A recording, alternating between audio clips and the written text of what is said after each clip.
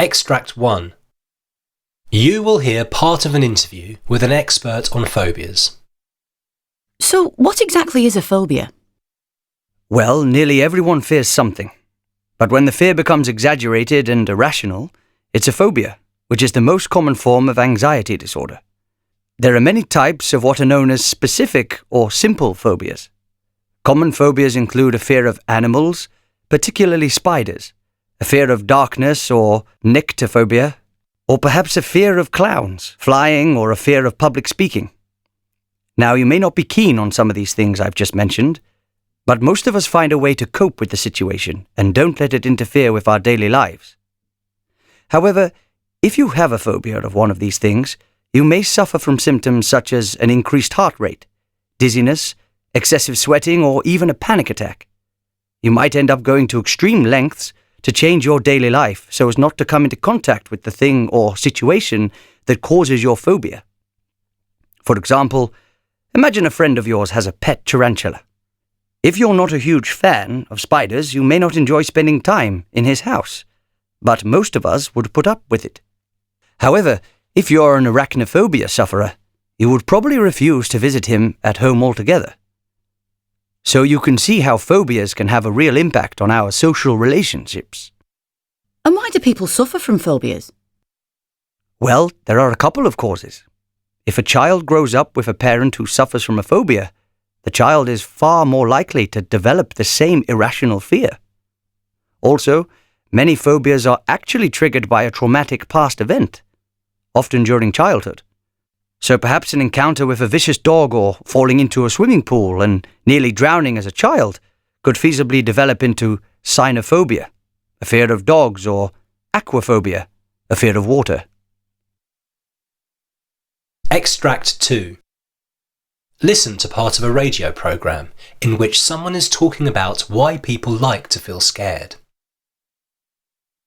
There are many of us out there who actually enjoy the sensation of feeling scared to death on a roller coaster or delight in sitting on the edge of your seat during a horror movie. And Jan, you can explain to us why this is the case. Yes, that's right.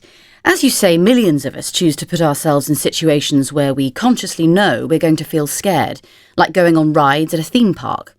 The reaction we have when we put ourselves into these situations, the rapid heartbeat or sweaty palms, is in part similar to that when we're faced with a real threat.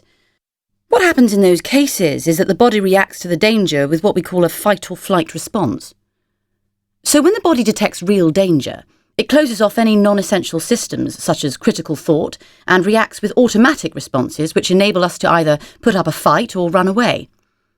We get a sudden huge rush of energy, and at the same time the body is flooded with chemicals which protect us from feeling pain. The difference between a situation of real danger and being on a theme park ride is the context.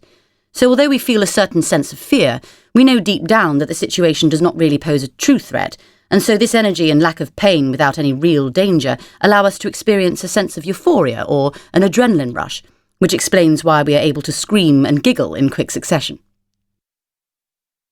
Extract 3.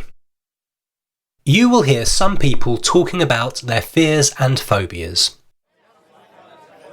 So, have you got any phobias, Liz? I'm not sure if I'd call it a phobia as such, but I absolutely hate needles and injections. Even the thought of them makes me feel queasy.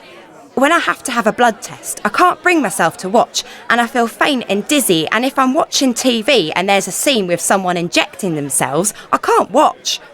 I think it started when I was little, when I went to the doctor with my mum and my big sister. The doctor gave my sister an injection and I was watching. I started to feel faint and I passed out on the floor of the doctor's office.